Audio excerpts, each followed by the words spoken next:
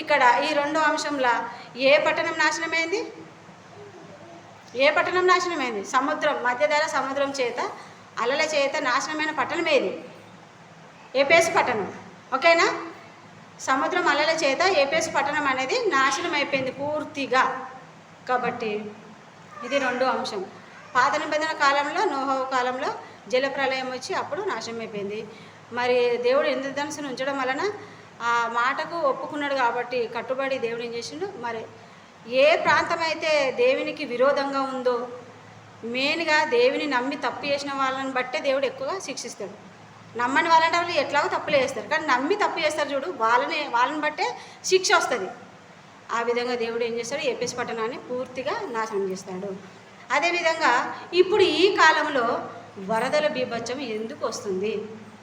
ఈ కాలంలో ఇది మూడవది. ఈ కాలంలో మరి వరదల బీభత్సం చేత దేవుడు ఎందుకు మరి పెద్ద పెద్ద పట్టణాలను నాశనం చేస్తున్నాడు అంటే, మరి నమ్మిన క్రైస్తవులు తప్పు చేస్తున్నారు, మరి నమ్మని వాళ్ళు, అధికారులు, నాయకులు మొదలుకొని ప్రతి ఒక్కరూ మోసంతో పరిపాలన చేస్తున్నారు, దుర్మార్గంగా పరిపాలన చేస్తున్నారు, వ్యభిచారులుగా మారిపోయారు, దొంగలుగా మారిపోయారు, మరి చిన్న చిన్న పిల్లలను కూడా ఘోరంగా చంపేస్తున్నారు.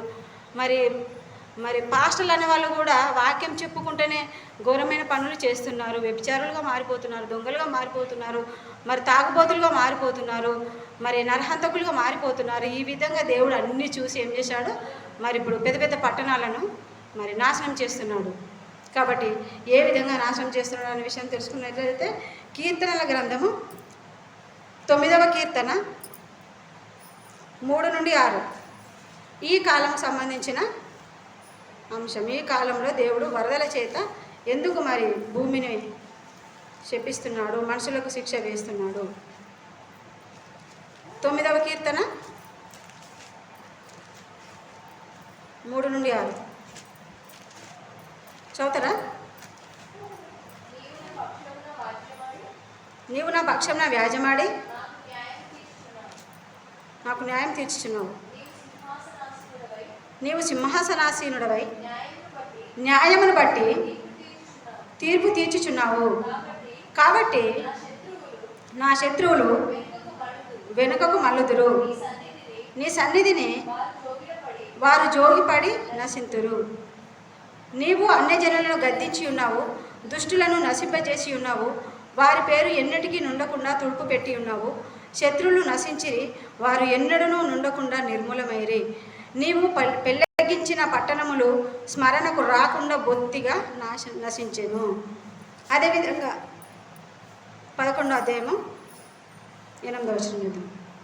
దుష్టుల మీద ఆయన ఉరులు కురిపించును, అగ్ని గంధకములను వడగాలియు వారికి పానీయ భాగమగును. యెహోవా నీతిమంతుడును,